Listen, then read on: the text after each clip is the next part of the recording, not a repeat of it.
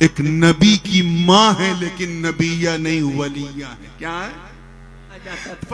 ہم وہ مسلمان نہیں جن کا نام سن کر رستم اور سہراب کا کلیجہ تھر تھرا جاتا تھا. ہم وہ مسلمان نہیں جو نبی کے وضو کے قطروں کو بھی زمین پہ گرنے نہیں دیتے. ہم وہ مسلمان نہیں جنہوں نے میدان بدر و حنین اپنے رشتہ دار کافر رشتہ داروں کے مقابل تلوار اٹھائی, ان سے جنگ کی اور جنگ کر کے یہ بتا دیا کہ دنیا والوں دیکھ لو, رشتہ داری اور ہوتی ہے, مصطفیٰ کی وفاداری اور ہوتی ہے.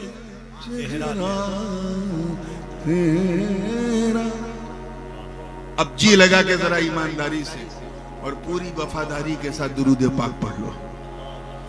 اللہم صلی علی سیدنا جد الحسن والحسین وعلی آل سیدنا جد الحسن والحسین صلاۃ وسلام. Without any further delay, because we already got delayed from our scheduled time, بھارتی ریل کی طرح تھوڑا تھوڑا ہمارا جلسہ بھی اپنے نردھارت سمے سے بیلم چل رہا ہے. اب آپ کو پک اپ کرنا ہے اور مجھے سمے کو میک اپ کرنا ہے.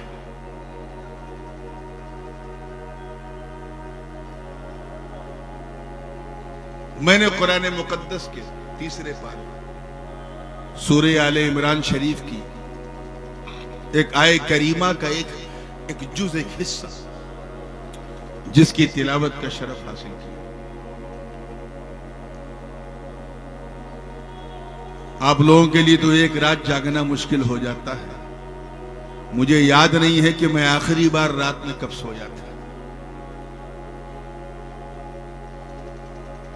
یہ تو حضرت کی مہربانی ہے کہ ذرا مناسب وقت مل گیا, نہیں تو جب کبھی اس علاقے میں آتا ہوں تو کبھی 1 بجے, کبھی 1:30 بجے, کبھی 2 بجے.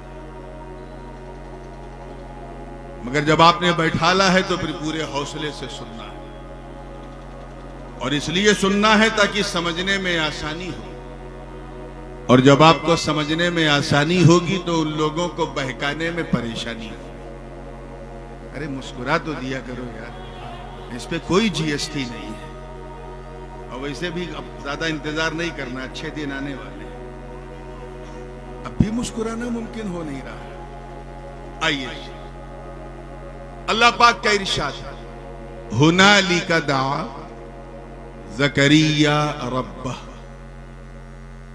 وہاں سے پکارا زکریا نے اپنے رب کو.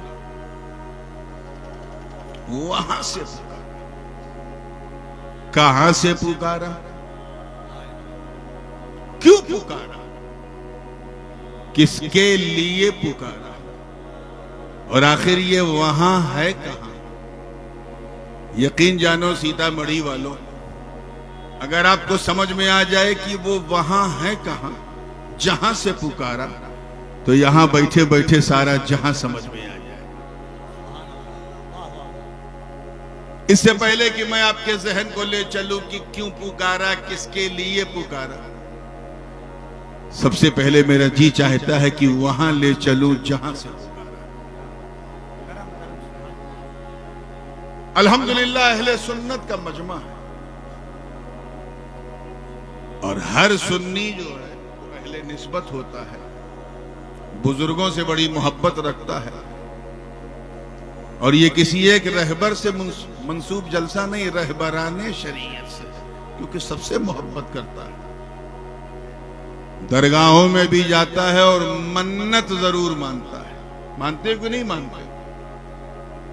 کچھ لوگ منت سن کر کے ناک بھاؤں اوپر نیچے کرتے ہیں. منت بریلوی ہے کیا؟ اگر کوئی ایسی بکواس کرے تو ڈنکے کی چوٹ پہ کہنا کہ منت ماننا بدعت نہیں, حضرت مریم کی ماں کی سنت.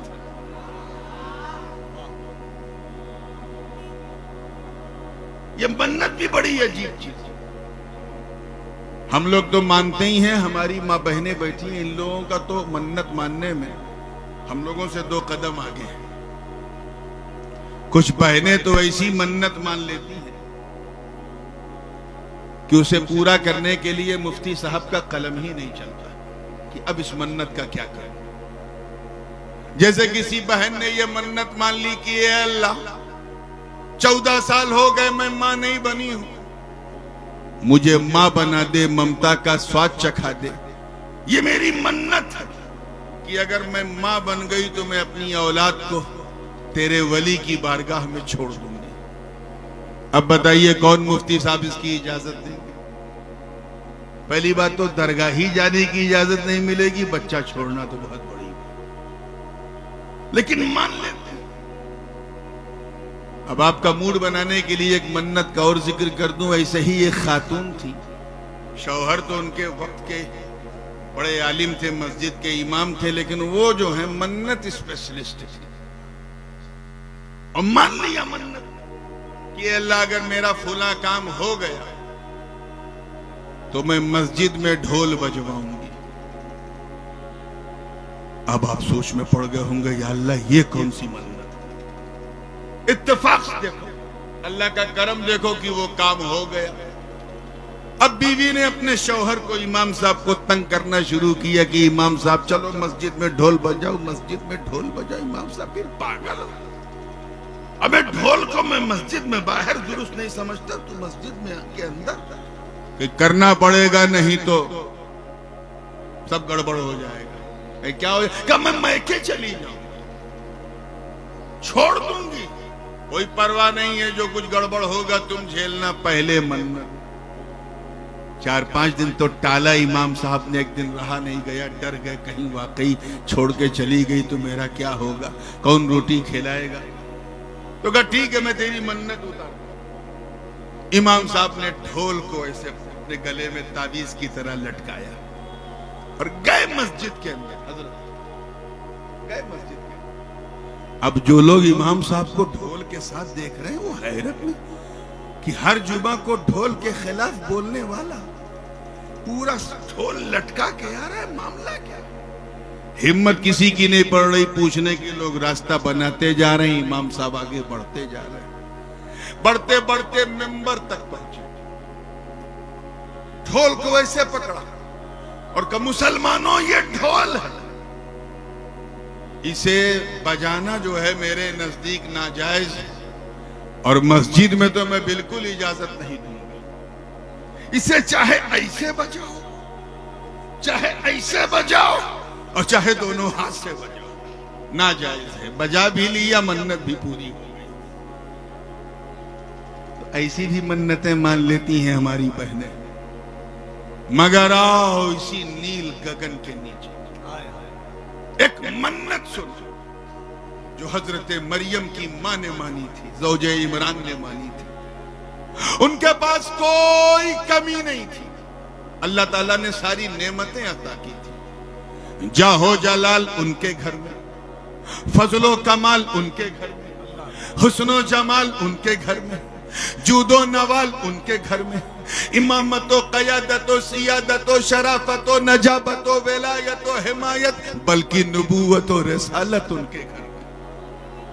کوئی کمی نہیں تھی, بس ایک کمی تھی, اور وہ یہ کہ she wanted to be a mother of child. وہ کسی بچے کی ماں بننا چاہتی تھی. انہوں نے ممتا کا سواد نہیں چکھا تھا. وہ اپنے عمران کے لیے ایک آل عمران مانگ رہی تھی. انہوں نے کئی مرتبہ لوگوں سے سنا, کوئی انہیں امیرہ کہہ کے پکارتا تھا, کوئی انہیں ملکہ کہہ کے پکارتا تھا, کوئی انہیں رئیسہ کہہ کے پکارتا تھا, کوئی زوجہ عمران کہہ کے پکارتا تھا, لیکن ماں ماں کہہ کے پکارنے والی آواز نہیں سنی. دعا پہ دعا مانگتی رہی. ایک دن رہا نہیں گیا تو منت مان لی. زور سے بولو, کیا مان لی؟ منت مان لی, نظر مان لی. اور اس کا ذکر قرآن میں ہے.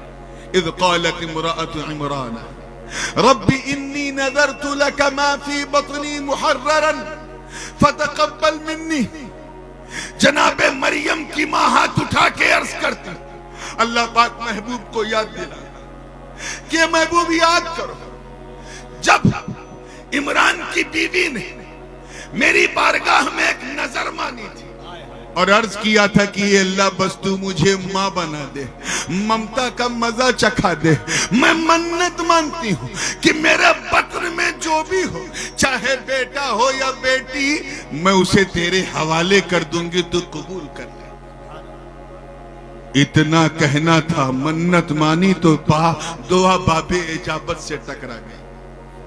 ٹھیک 9 مہینے کے بعد، ایک بات یاد رکھیے گا، ابھی میری تقریر نہیں شروع ہوئی، بالکل نہیں، ابھی 7-8 منٹ آپ کو انتظار کرنا پڑے گا۔ ابھی تو میں آپ کو وہاں لے جا رہا ہوں جہاں سے زکریا نے پکارا تھا۔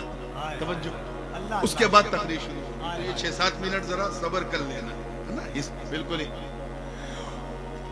9 مہینے بعد حضرت مریم اپنی ماں کی گود میں، اس منظر کی منظر کشی قرآن نے یوں کی ہے، فلما وضعتها قالت رب انی وضعتها انثى واللہ اعلم بما وضعت وليس الذکر كالانثى وانی سمیتها مریم وانی اعیذها بک وذریتها من الشیطان الرجیم فتقبلها ربها بقبول الی آخر الآیہ۔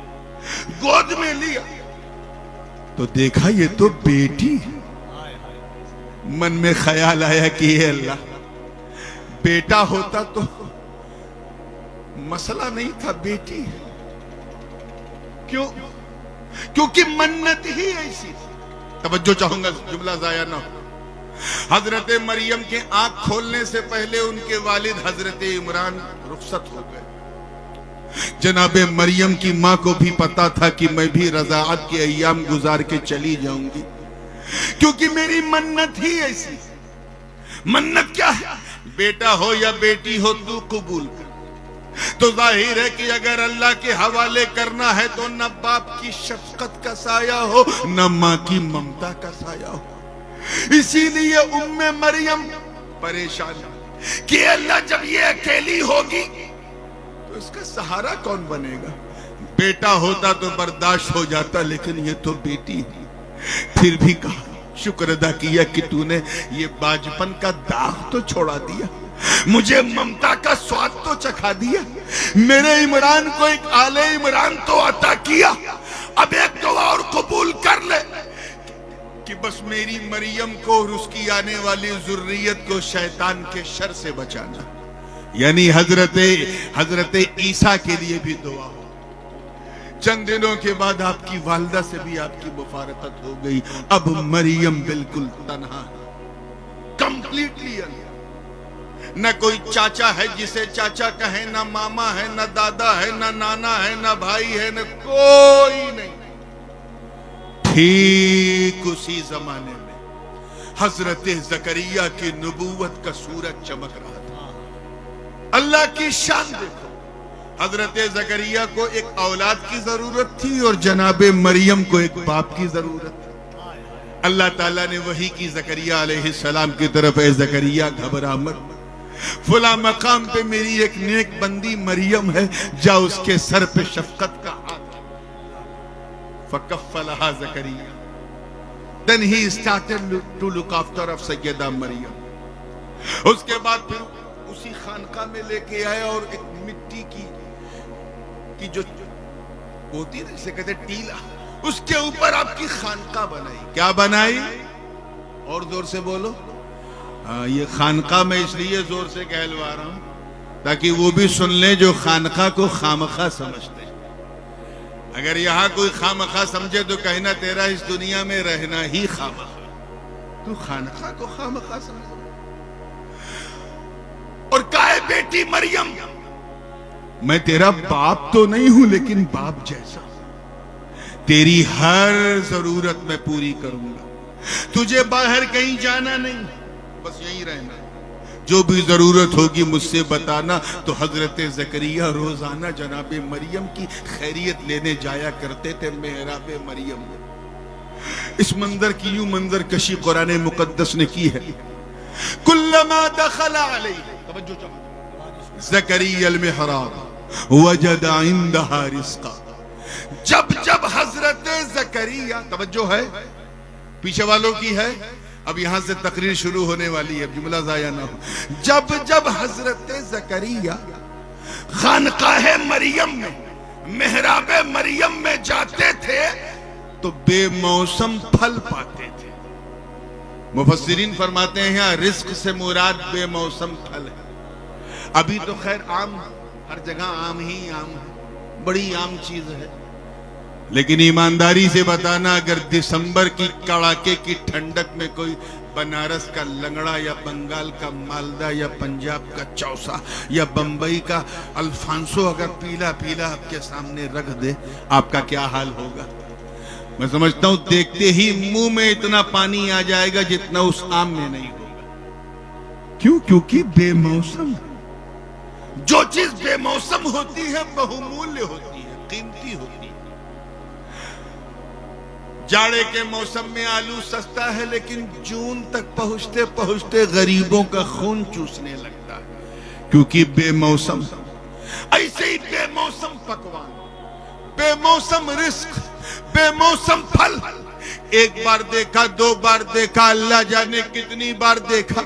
ایک دن فرمایا، اے مریم، توجہ، اے مریم، تیرے پاس کوئی آتا نہیں، تو باہر کہیں جاتی نہیں، یہ بتا انا لکی ہادا، تجھے یہ بے موسم پھل ملا کہاں سے؟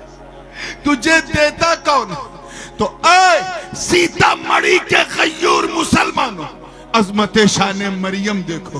سر اٹھاتی ہیں، مسکراتی ہیں، عرض کرتی ہیں، اے اللہ کے نبی، ہوا من عند اللہ، ان اللہ یرزق من یشاء بغیر حساب. آپ کی مریم کو یہ بے موسم پھل کوئی بندہ نہیں بلکہ بندوں کا خدا دیتا ہے. نعرہ تکبیر، نعرہ رسالت، رہبران شریعت کانفرنس. اتنا سننا تھا حضرت زکریہ علیہ السلام سمجھ گئے. آپ سمجھے کہ نہیں؟ وہ سمجھ گئے کہ مریم کوئی معمولی بچی نہیں ہے. توجہ چاہوں گا، اللہ کرے جملہ ضائع نہ ہو. وہ سمجھ گئے یہ کوئی سادھارن مہیلا نہیں ہے، اسادھارن. یہ معمولی نہیں، غیر معمولی ہے، آرڈینری نہیں، ایکسٹرا آرڈینری ہے. عمر 75 کے اوپر جناب زکریا کی، لیکن ان بے موسم پھلوں کو دیکھ، خانقاہ مریم میں ان بے موسم پھلوں کو دیکھ جناب زکریا کے من میں ایک تمنا انگڑائی لینے لگی، اور من ہی من میں جناب زکریا گویا یہ عرض کرنے لگے، اے مولا میری سفید داڑھی نہ دیکھ، میری بیوی کا بانجھپن نہ دیکھ، اپنی مریم کی اس خانقاہ پر نازل ہونے والے ان بے موسم پھلوں کو دیکھ. اے اللہ، جب تو اس خانقاہ مریم میں اپنی مریم کو بے موسم پھل دے سکتا ہے تو اس بوڑھے زکریا کو بے موسم بیٹا دے دے. ہنالک دعا زکریا ربہ، وہاں سے پکارا زکریا نے اپنے رب کو. اب بجھل کہاں سے پکارا؟ خانقاہ محراب مریم سے پکارا. اور کس طرح پکارا؟ توجہ چاہوں گا. مصلی دعا بچھا دیا. ایک نبی نے ایک ولی کی محراب سے ہاتھ اٹھا دیا. میں اپنی طرف سے کچھ نہیں کہہ رہا ہوں، جتنا قرآن نے مصلی دعا بچھا دیا. ایک نبی نے ایک ولی کی محراب سے ہاتھ اٹھا دیا، عرض کیا، ربی حبلی من لدنک ذریۃ طیبہ، اے اللہ تو مجھے اپنے کرم سے ایک نیک ذریت عطا کر دے. سیتا مڑی والوں، اتہاس ساکچی ہے، قرآن کی آیات بینات گواہ. ابھی لب زکریا، آپ کے ہونٹ ابھی ہل رہے ہیں، ابھی دعا جاری ہے، ابھی وآخر دعوانا کہہ کے منہ کا مسا بھی نہیں کیا، ابھی مصلی دعا کو سمیٹا بھی نہیں تھا، ابھی جناب زکریا نے مریم کی خانقاہ سے وہ نکلے بھی نہیں تھے، ابھی دعا چل ہی رہی ہے کہ لمحوں میں باب اجابت کو دستک دیتی. ایک ندا آتی، اے فرشتوں جاؤ اور میرے زکریا کو مژدہ سنا دو، اس سے پہلے کہ وہ میری مریم کی خانقاہ سے نکلے، جاؤ اسے بیٹے کی خوشخبری سنا دو۔ فنادته الملائکہ وهو قائم يصلي في المحراب ان اللہ يبشرك بيحيى مصدقا بکلمۃ من اللہ وسیدا وحسورا ونبیا من الصالحین۔ فرشتوں نے ندا دی آواز دیتے ہوئے، جناب زکریا ابھی دعا مانگ رہے ہیں، لب ہل رہے ہیں، ابھی دعا مکمل نہیں ہوئی، آواز آئی ہنیئا لک یا زکریا مبروکن بک یا زکریا۔ اے زکریا، توجہ توجہ، اے زکریا مبارک ہو مبارک ہو، ذرا محراب مریم کی شان تو دیکھو، آپ نے تو صرف بیٹا مانگا تھا، بیٹا، اللہ نے تو اس کا نام یحییٰ رکھ کے آپ کو دے دیا۔ نعرہ تکبیر، ذرا دونوں ہاتھوں کو اٹھائیں محبت سے، نعرہ تکبیر، نعرہ رسالت، رہبران شریعت کانفرنس، شہزادہ حضور محدث اعظم۔ اور صرف یحییٰ نام نہیں رکھا، مصدقا بکلمۃ من اللہ، یعنی حضرت عیسیٰ علیہ السلام کی نبوت کی تصدیق کرنے والا بنا کے بھیج رہا۔ اور صرف یہ نہیں، سیدا و حسورا، سردار بھی بنا کے، اور حسور یعنی جس طرح حضرت عیسیٰ شادی نہیں کریں گے اسی طرح ان کا یہ وزیر یحییٰ بھی شادی نہیں کرے گا، اور نبی صالح بنا کے بھیجا۔ کان کھول کر کے سننا تاکہ بات بالکل دل میں اتر جائے۔ جناب مریم کی عظمت پر میرے ماں باپ قربان، سیدہ ہے، طیبہ ہے، طاہرہ ہیں، عابدہ ہیں، ساجدہ ہیں، راکعہ ہیں، لیکن نبیہ نہیں ہیں، ولیہ ہیں۔ زور سے بولو کیا ہے؟ اور زور سے بولو۔ اللہ تعالیٰ نے یہ شرف نبوت کسی خاتون کو عطا نہیں کی۔ نبیہ نہیں ہے، ولیہ۔ ایک نبی کی ماں ہے لیکن نبیہ نہیں، ولیہ ہے۔ کیا ہے؟ فخر آل عمران ہے، ہم سنیوں کی پہچان و جان۔ ارے کون مریم جن کی بارگاہ میں جبریل یہ مژدہ سنائے کہ یا مریم یا ان اللہ اصطفاکی وطہرکی واصطفاکی علی نساء العالمین، اللہ نے آپ کو چنا، آپ کو چنا، آپ کو پاک کیا اور تمام عورتوں کی ملکہ آپ کو بنایا۔ کون مریم جن کی بارگاہ میں ہاتھ جوڑ کے جبریل عرض کریں یا مریم اقنتی لربکی واسجدی وارکعی مع الراکعین، جن کو کھلی اجازت تھی۔ کون مریم کہ اگر اپنے ننھے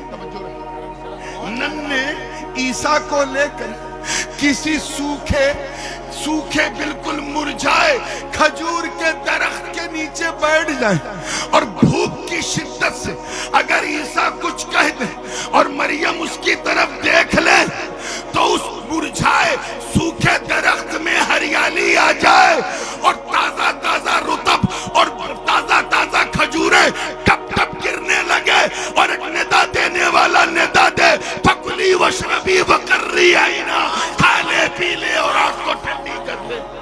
نعرہ تکبیر، نعرہ رسالت، کیا گفتگو ہے ذرا۔ مگر وہ نبیہ نہیں ہے، ذرا زور سے بولنا، کون ہے؟ اور پیچھے والے ادھر والے بھی ایک بار بول دو، کون ہے نا؟ اب دھڑکتے ہوئے سنی دل پر ہاتھ رکھے اس منظر کو محسوس کرو، کیونکہ حضرت زکریا نبی۔ اللہ اکبر، میں کیسے اس جملے کی تعبیر اپنے زبان پہ لاؤں کہ ایک نبی پکار رہا ہے اپنے رب کو، بڑے احتیاط سے بول رہا ہوں، ایک نبی پکار رہا ہے اپنے رب کو ایک ولی کے در سے۔ میں پھر دہرا دوں، ایک نبی پکار رہا ہے اپنے رب کو ایک ولی کے در سے۔ ارے موقع ملے تو ان جاہل جماعتیوں کو بتاؤ جو اولیاء کو پکارنے کو بدعت کہتے ہیں، ان سے کو ظالموں، ارے جب زکریا نبی ہو کر ولی کے در سے پکار سکتے ہیں تو اگر ہم رہبران شریعت کے در سے پکارے تو حیرت کیا؟ نعرہ تکبیر، نعرہ رسالت، عظمت اولیاء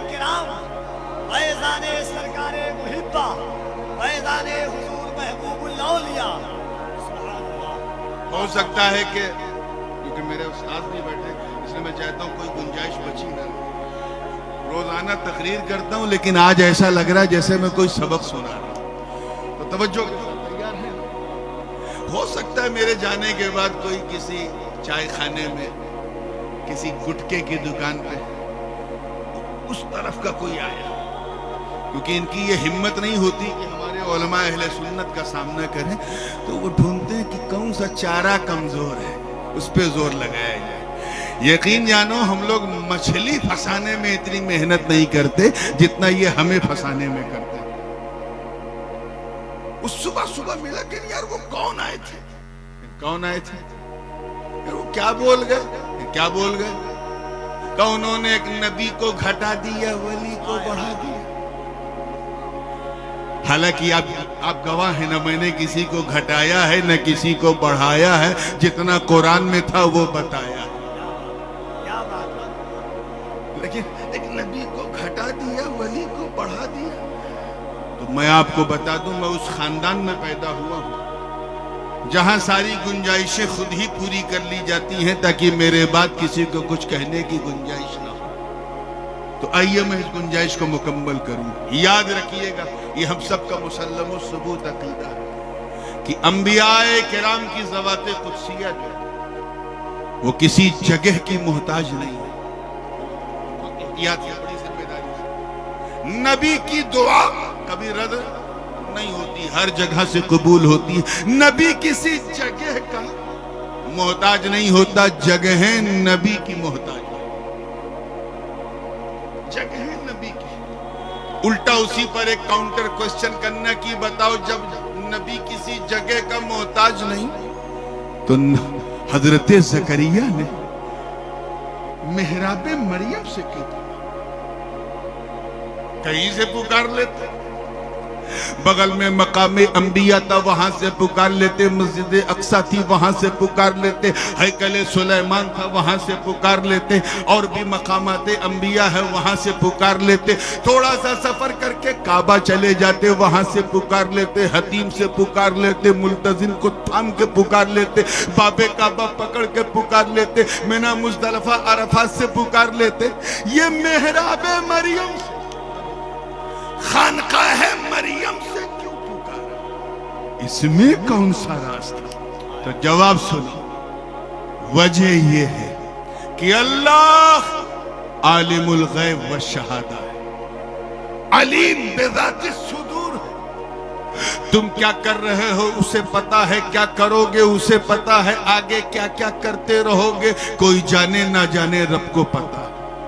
اس کے علم قدیم میں کہ قیامت سے پہلے ایک جماعت سر اٹھائے گی جو شہر شہر، نگر نگر، گلی گلی، گاؤں گاؤں جا کر کاؤں کاؤں کرے گی اور کہے گی اے اللہ کو پکارنے والوں پکارو، مگر اجمیر سے نہ پکارو، کلیر سے نہ پکارو، کچوچے سے نہ پکارو، بغداد سے نہ پکارو، مدینے سے نہ پکارو، نجف سے نہ پکارو، ادھر سے نہ پکارو وہاں۔ اس سے پہلے کہ یہ فتویٰ دے کہ یہاں سے نہ پکارو وہاں سے نہ پکارو، اللہ کی شان دیکھ، ایک نبی کو بھیج رہا ہے امتی کے در پہ، یہاں سے پکار تاکہ لوگ سمجھ جائے کہ جب نبی ہو کر امتی کے در سے پکار سکتا ہے تو اگر ہم امتی در مصطفیٰ سے پکارے تو حیرت۔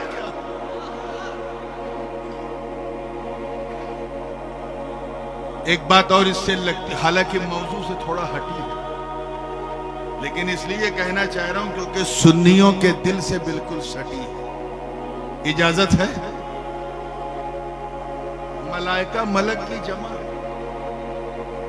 کم سے کم 3 فرشتے تو ہوں گے جس پر جمع کا اطلاق ہو سکتا ہے۔ زیادہ کتنے تھے، ان کی تعداد کیا تھی، اللہ جانے، ہم نہیں جانتے، مگر یہ طے ہے کہ 10-20 ہزار فرشتوں کا ہجوم نہیں تھا محراب مریم میں، چند تھے۔ کتنے تھے؟ زور سے بولو، چند۔ یہ چند بڑا محتاج جملہ ہے، چند۔ اگر یہ بات دل میں اتر گئی تو مزہ آ جائے۔ چند، آئے آئے آئے، چند فرشتے، صرف چند محراب مریم میں اترے تو محراب مریم کا عالم یہ ہو گیا کہ ادھر لب ہلا ادھر سب. سمجھو سمجھو, ادھر لب ہلا ادھر. ہمیں جب چند فرشتوں کے نزول کی برکت کا یہ عالم ہے کہ جو مانگو قبول, تو جب فلسطین میں محراب نبوی کا یہ عالم ہے جہاں چند فرشتے اترتے, تو پھر مدینے میں محراب نبوی میرے نبی کا گنبد خضرا جہاں چند نہیں بلکہ 70,000 فرشتے صبح و شام آتے جاتے ہیں, وہاں کی برکتوں کا عالم کیا ہو. سمجھ میں آ رہی ہے نا؟ یہ ہم قسمت والے ہیں, ہم جگہ جہاں محسوس کرتے ہیں پکارنے کی وہیں سے پکارتے ہیں. اب آئیے تھوڑی سی اصلاحی بات بھی اس حوالے سے ہو جائے, کیونکہ رات ڈھلتی جا رہی ہے, بات بڑھتی جا رہی ہے, اور ابھی تو آپ کو دستار بندی کا خوبصورت منظر بھی دیکھنا. آپ کے من میں بھی تو خیال آتا ہوگا یار ہمیں بھی کہیں بلایا گیا ہے کہ نہیں, ہمیں کوئی پتہ دیا گیا ہے کہ نہیں. تو سنو, قرآن پاک میں اللہ پاک نے فرمایا وَلَوْ أَنَّهُمْ إِذْ ظَلَمُوا أَنفُسَهُمْ جَاءُوا فَاسْتَغْفَرُوا اللَّهَ وَاسْتَغْفَرَ لَهُمُ الرَّسُولُ لَوَجَدُوا اللَّهَ تَوَّابًا رَحِيمًا. اگر یہ لوگ اپنی جانوں پر ظلم کریں, اپنے آپ پر ظلم کریں, اور یہ محبوب آپ کے پاس آئیں اور آپ کی بارگاہ میں پہنچ کر دعائے استغفار کریں, یعنی معافی مانگو اللہ سے, در رسول اللہ کا نسبت دیکھو, معافی مانگو اللہ سے لیکن دربار مصطفیٰ کا. واستغفر لهم الرسول, اور محبوب بھی ان کے لیے دعائے مغفرت کرے. اب اس لوگ کی اب جزا آ رہی, لَوَجَدُ اللَّهَ تَوَّابًا. یہ پورا پروسیس جب کمپلیٹ ہوگا تب جا کے یہ اللہ کو توبہ کا قبول کرنے والا پائیں گے. یہ کس سے کہا جا رہا ہے؟ those who operated themselves, جنہوں نے اپنی جانوں پر ظلم کیا, اتیاچار کیا. ظلم سمجھتے ہو؟ بہت کم لوگ بولے جی. ارے اب نہیں سمجھو گے ظلم تو کب سمجھو گے اتنے ظلم کے بعد. ظلم کہتے ہیں, علامہ جرجانی نے اس کی تعریف میں کہا وضع الشیء فی غیر محلی, کسی چیز کو اس کی خاص جگہ سے اٹھا کر دوسری جگہ رکھنے کا نام, زور سے بولو, to remove the thing from its particular place and to put onto the other place. مثال کے طور پہ یہ ٹوپی سر پہ پہنے ہو نا, بولو پہنے رہنا, پہنانا مت. آج کل تو پہننے سے زیادہ پہنانے کا چلن ہے. آج ہم نے اتنوں کو ٹوپی پہنا دی. ٹوپی پہنو کیونکہ ٹوپی مومن کا تاج ہے. ارے یار اسی کا تو بھارت میں راج ہے. اب اگر کوئی صاحب سر سے ٹوپی اتار کر کے پاؤں پہ باندھ, یہی ٹوپی کے ساتھ ظلم ہے. یہی ظلم, چینج آف پلیس. کتاب پڑھی جاتی ہے مکتبے میں, پستکالے میں. کوئی صاحب پستک کو شوچالے میں پڑھے تو پستک کے ساتھ کیا ہے؟ زور سے بولو, ظلم. مائک ہے تاکہ آواز بڑھائی جائے, اس میں اچھی بات کی جائے, توحید و رسالت کا پیغام دیا جائے. کوئی اس میں کفر بکے تو مائک کے ساتھ ظلم. ایسے ہی اگر کوئی اپنے چھوٹے بھائی کا پیجامہ اور بڑے بھائی کا کرتا پہنے تو کرتے پیجامے پر بھی ظلم, بھائی پر بھی ظلم. خیر یہ تو باہر کا ظلم ہے. جان کا ظلم یہ ہے میرے, خود پر ظلم یہ ہے کہ اللہ نے ساری کائنات بنائی تھی تمہارے اور تمہیں بنایا تھا اپنے لیے. تو جو چیزیں تمہارے لیے بنی وہ تو اپنی ڈیوٹی نبھا رہی ہیں. تم اپنی ڈیوٹی بھول گئے کیونکہ تم نے اپنی جان پہ ظلم کیا. ایسا بھول گئے کہ رات دن شراب کباب اور شباب میں گزرنے لگے. ایسا بھول گئے کہ زبان پر قرآن کی آیات کے بجائے گالیاں الٹی سیدھی حرکتیں. ہم تو نام کے مسلمان بن گئے, کام کے مسلمان رہے ہی نہیں. یہی ہماری جان کا ظلم ہے. یاد رکھیے گا, ہم لوگ اکثر و بیشتر ایسے مسلمان, ہم اس لیے مسلمان ہیں کیونکہ ہمارے ابا مسلمان, دادا تھے اس لیے ہم مسلمان ہیں. ہم اس لیے مسلمان ہیں کیونکہ جب ہم پیدا ہوئے تو امام صاحب کو بلایا گیا, کان میں اذان دی, اس لیے ہم مسلمان ہیں. ہم اس لیے مسلمان ہیں کیونکہ ہماری مسلمانی ہوئی ہے, ختنہ ہوا. اس کے علاوہ کوئی علامت ہمارے پاس اب بچی نہیں رہ گئی ہے. ہم اس لیے مسلمان ہیں کیونکہ ہمارے ماں باپ نے ہمارا نام اردو, عربی, فارسی میں رکھا, ہندی میں نہیں رکھا.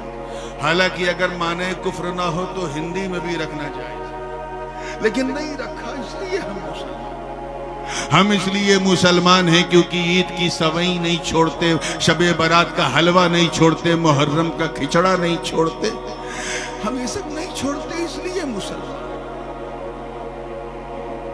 یاد رکھنا, ہم وہ مسلمان نہیں, ہم وہ مسلمان نہیں جنہوں نے بدر, احد, خیبر و خندق میں پرچم اسلام کو لہرایا. میں تمام رہبران شریعت کی توجہ چاہ رہا ہوں جو اسٹیج پہ بیٹھے.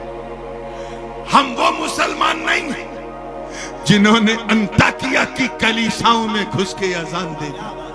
ہم وہ مسلمان نہیں جن کے تصور سے قیصر و کسریٰ کے ایوان میں زلزلہ آ جاتا تھا. ہم وہ مسلمان نہیں جن کا نام سن کر رستم اور سہراب کا کلیجہ تھر تھرا جاتا تھا. ہم وہ مسلمان نہیں جو نبی کے وضو کے قطروں کو بھی زمین پہ گرنے نہیں دیتے. ہم وہ مسلمان نہیں جنہوں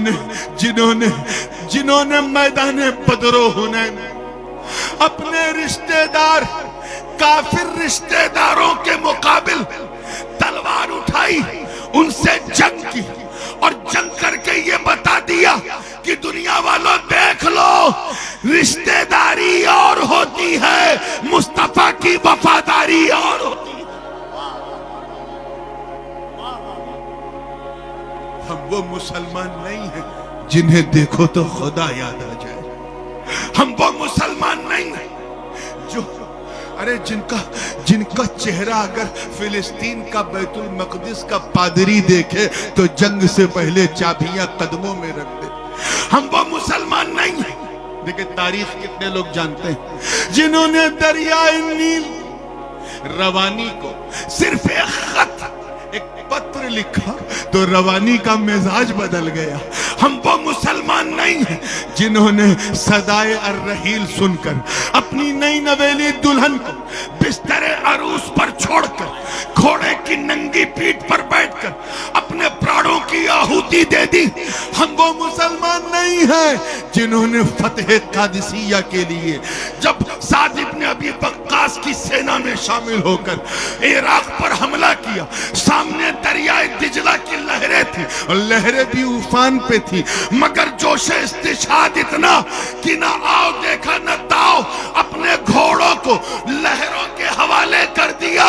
اس دل پرے منظر کو دیکھ کر شاعر مشرق کو بھی کہنا پڑا کہ دشت و دشت ہے, دریا بھی نہ چھوڑے ہم نے, بحر ظلمات میں دوڑا دیے گھوڑے. نعرہ تکبیر, نعرہ رسالت, رہبران شریعت کانفرنس. ہم تو اس لیے مسلمان ہیں کہ جلسے میں آ جاتے ہیں اور جب نعت پڑھا جاتا ہے تو اچھلتے ہیں اور تقریر کی جاتی ہے تو ہم سوتے ہیں. ہم اس لیے مسلمان. یہی وجہ ہے آج ہماری ذبح حالی. حضرت خواجہ حسن بصری کا تو نام سنا ہوگا رضی اللہ تعالیٰ عنہ. ان کے پاس ایک مرید آیا اور کہا حضرت یہ اللہ حجاج بن یوسف کو کرسی سے اتار کیوں نہیں دیتا, یہ تو بڑا ظالم ہے. حجاج بن یوسف نام سنا ہے؟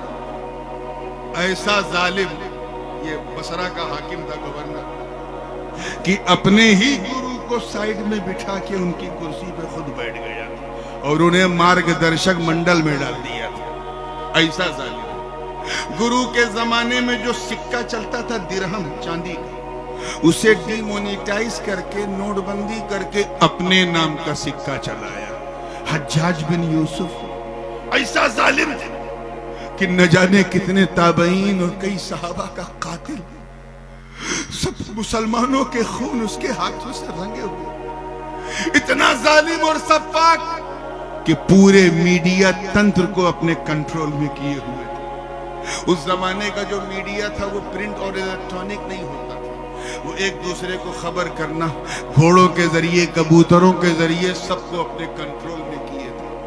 कोई इमाम मस्जिद का उसके खिलाफ अगर बोल दे तो उसके पीछे हुकूमत की एजेंसीज लगा देता था। मैं हज्जाज बिन यूसुफ की बात कर रहा हूं। किसकी? आपका दिमाग कहीं और तो नहीं जा रहा है ना? रहने दो, हज्जाज तक रखो। हज्जाज बिन यूसुफ ऐसा जालिम सब।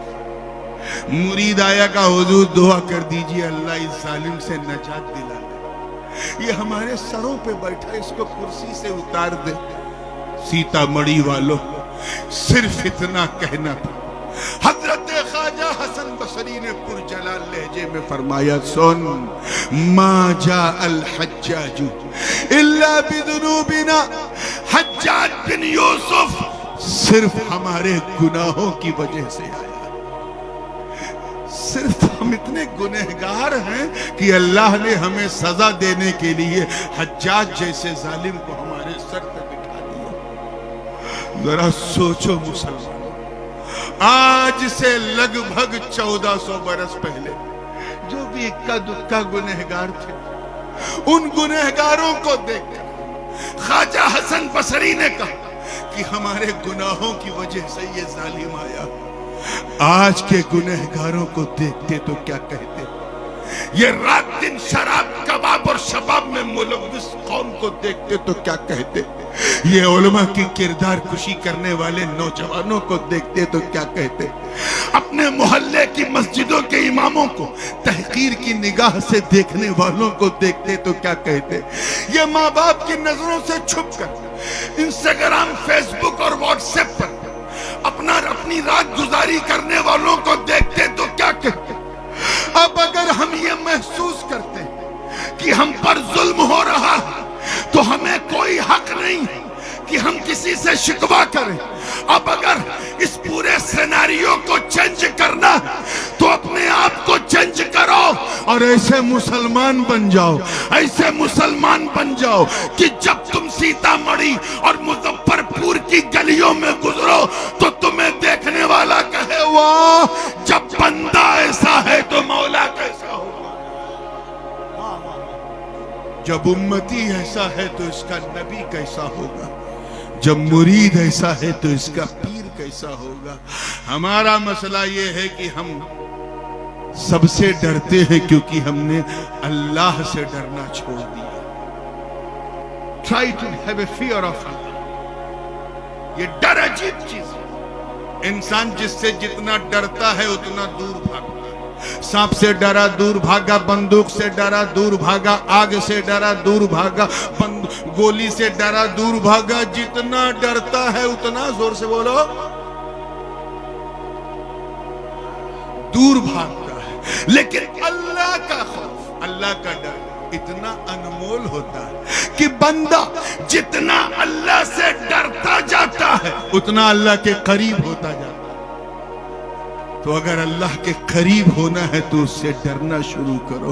तुम अल्लाह से डरोगे, अल्लाह के दुश्मन तुमसे डरेंगे। लेकिन हमने ऐसा नहीं किया, हमने अपनी जान पे जुल्म किया। ऐसे ही जुल्म करने वाला बंदा पश्चाताप की आग में जलते हुए अपने गुनाहों पे शर्मिंदा था, रो रो कर गिड़गिड़ा रहा था कि ये मालिक मुझे माफ कर दे, मैंने अपनी जान पे जुल्म किया।